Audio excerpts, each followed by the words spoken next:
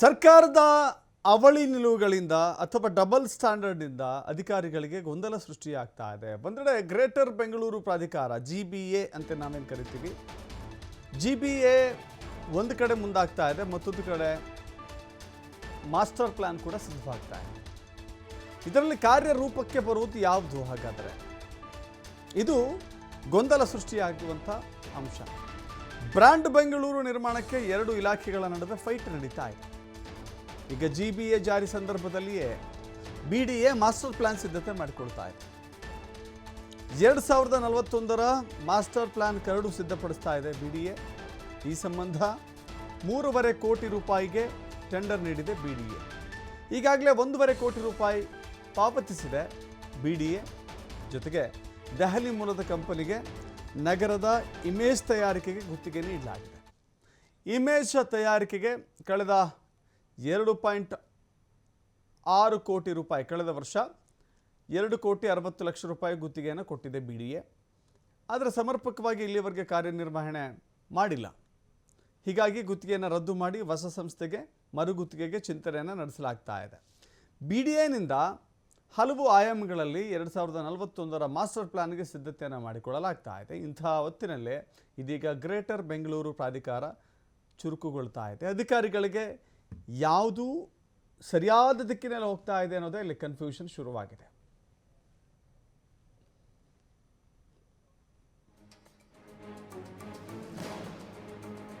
ಮತ್ತಷ್ಟು ಮಾಹಿತಿ ನಮ್ಮ ಪ್ರತಿನಿಧಿ ಗಣೇಶ್ ನೀಡ್ತಾರೆ. ಗಣೇಶ್, ಗ್ರೇಟರ್ ಬೆಂಗಳೂರ ಅಥವಾ BDAನಿಂದ ಮಾಸ್ಟರ್ ಪ್ಲಾನ, ಎರಡರಲ್ಲೂ ಗೊಂದಲ ಇದೆ, ಎರಡರಲ್ಲೂ ಅನೇಕ ರೀತಿಯ ತೊಡಕುಗಳು ಕಾಣಿಸ್ಕೊಳ್ತಾ ಇದ್ದಾವೆ. ಇದರಲ್ಲಿ ಯಾವುದು ಅಧಿಕಾರಿಗಳು ನಂಬಿಕೊಳ್ಳಬೇಕಾಗಿದೆ? ಇದಕ್ಕೆ ಸ್ಪಷ್ಟವಾದಂಥ ಒಂದು ಕ್ಲಾರಿಟಿ ಯಾವಾಗ ಸಿಗುತ್ತೆ ಅಂತ? ದಶರಥ್, ಮುಖ್ಯವಾಗಿ ಇದು ಕೂಡ ಅಂದರೆ ರಾಜ್ಯ ಸರ್ಕಾರದಿಂದ, ಅದರಲ್ಲೂ ಕೂಡ ಬೆಂಗಳೂರು ಅಭಿವೃದ್ಧಿ ಸಚಿವರಾದ DCM ಅವರಿಂದಲೂ ಕೂಡ ಯಾವುದೇ ರೀತಿ ಸ್ಪಷ್ಟನೆ ಸಿಗ್ತಾ ಇಲ್ಲ. ಈಗಾಗಲೇ ಗ್ರೇಟರ್ ಬೆಂಗಳೂರು ಪ್ರಾಧಿಕಾರ ರಚನೆಗೆ ಸರ್ಕಾರ ಮುಂದಾಗ್ತಾ ಇರೋಂಥದ್ದು. ಅದಕ್ಕೆ ಈಗ ಗೌರ್ಮೆಂಟ್ ನೋಟಿಫಿಕೇಶನ್ ಕೂಡ ಆಗಿದೆ. ಅದು ಸಂಬಂಧಪಟ್ಟಂತಹ ಪ್ರಕ್ರಿಯೆಗಳು ಈಗ ತ್ವರಿತಗತಿಯಲ್ಲಿ ಆಗ್ತಾ ಇರುವಂಥದ್ದು. ಈಗಾಗಲೇ BBMP ವಿಲೀನ ಆಗಿ ಗ್ರೇಟರ್ ಬೆಂಗಳೂರು ಪ್ರಾಧಿಕಾರ ಇನ್ನು ಒಂದೆರಡು ತಿಂಗಳಲ್ಲಿ ಸ್ಥಾಪನೆ ಕೂಡ ಆಗ್ತಾ ಇದೆ. ಇದರ ನಡುವೆನೂ ಕೂಡ BDAದವರು ಕೂಡ ಬೆಂಗಳೂರಿನ ಮುಂಬರುವಂಥ ಮುಂದಿನ ವರ್ಷಕ್ಕೆ ಭವಿಷ್ಯದ ದೃಷ್ಟಿಯಲ್ಲಿ ಯಾವ್ಯಾವ ರೀತಿ ಬೆಂಗಳೂರು ಇರಬೇಕು ಅನ್ನೋದ್ರ ದೃಷ್ಟಿಯಲ್ಲಿ ಮಾಸ್ಟರ್ ಪ್ಲಾನ್ ಮಾಡ್ಕೊಳ್ತಾ ಇದೆ. ಇದು ಯಡಿಯೂರಪ್ಪ ಏನು CM ಆದ ಸಂದರ್ಭದಲ್ಲಿ ಜಾರಿಗೆ ಬಂದಂಥದ್ದು ಅಥವಾ ಅನುಷ್ಠಾನಕ್ಕೆ ಬಂದಂಥದ್ದು. ಅದು ಈ ಒಂದು ಮಾಸ್ಟರ್ ಪ್ಲಾನ್ ತಯಾರು ಮಾಡಲಿಕ್ಕೆ ಅಂದಿನ CM ಯಡಿಯೂರಪ್ಪನವರು ಒಂದು ಅವಕಾಶವನ್ನು ಕೊಟ್ಟಿದ್ರು. ಆ ನಿಟ್ಟಿನಲ್ಲಿ 2015 ಹಾಗೇನೆ 2031ರ ಮಾಸ್ಟರ್ ಪ್ಲಾನನ್ನು BDA ಮಾಡಿತ್ತು. ಅದರಲ್ಲಿ ಹಲವು ದೋಷಗಳು ಕಂಡು ಬಂದಂಥ ಹಿನ್ನೆಲೆಯಲ್ಲಿ ಇದೇ ಸರ್ಕಾರ, ಸಿದ್ದರಾಮಯ್ಯನವರ ನೇತೃತ್ವದ ಸರ್ಕಾರವೇ BDA ಅಧಿಕಾರಿಗಳಿಗೆ 2041ರ ಮಾಸ್ಟರ್ ಪ್ಲಾನ್ ರೆಡಿ ಮಾಡಲಿಕ್ಕೆ ಸೂಚನೆಯನ್ನು ನೀಡಿತ್ತು.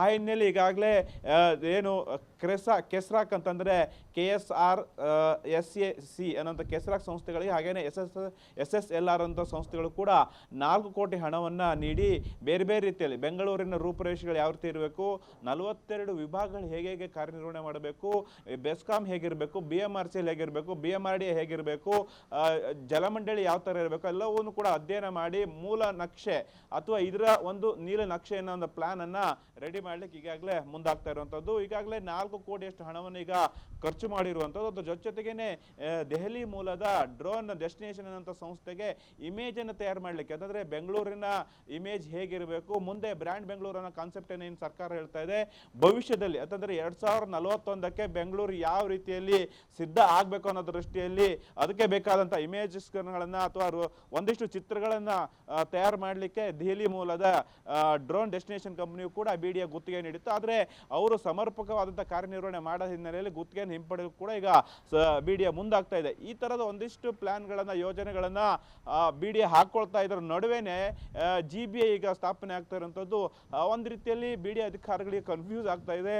ನಾವು ಮಾಡ್ತಾ ಇರುವಂಥ ಕಾರ್ಯಕ್ಕೆ ಸರ್ಕಾರ ಯಾವ ನಿಟ್ಟಿನಲ್ಲಿ ಸ್ಪಂದನೆ ನೀಡುತ್ತೆ ಅನ್ನುವಂಥದ್ದು, ಇಲ್ಲ ಅಂದರೆ ನಾವು ಈ ಒಂದು ಮಾಸ್ಟರ್ ಪ್ಲಾನ್ ತಯಾರು ಮಾಡುವಂತಹ ಒಂದು ಕರಡನ್ನು ಏನು ಸಿದ್ಧಪಡಿಸ್ತಾ ಇದೆ ಅದನ್ನು ಕೈ ಬಿಡಲಿಕ್ಕಾದರೂ ಸರ್ಕಾರ ಸೂಚನೆ ನೀಡಲಿ ಅನ್ನುವಂತಹ ಒತ್ತಾಯವನ್ನು ಈಗ BDA ಅಧಿಕಾರಿಗಳು ಮಾಡ್ತಿದ್ದಾರೆ. ಆದರೆ ಸಂಬಂಧಪಟ್ಟಂತಹ DCM ಆಗಲಿ, CM ಆಗಲಿ ಅಥವಾ ಹಿರಿಯ ಅಧಿಕಾರಿಗಳಿಂದ ಯಾವುದೂ ಕೂಡ ಇನ್ನೂ ಕೂಡ ಸ್ಪಷ್ಟನೆ ಬರದ ಹಿನ್ನೆಲೆಯಲ್ಲಿ BDA ಅಧಿಕಾರಿಗಳಿಗೆ ಏನು ಮಾಡಬೇಕು, ಏನು ಮಾಡೋದು ಅನ್ನೋಂಥ ತೊಂದರೆ, ಅದೊಂದು ಗೊಂದಲದಲ್ಲಿ ಇದ್ದಾರೆ ಅಂತಲೇ ಹೇಳ್ಬೋದು. Dasharath, thank you Ganesh.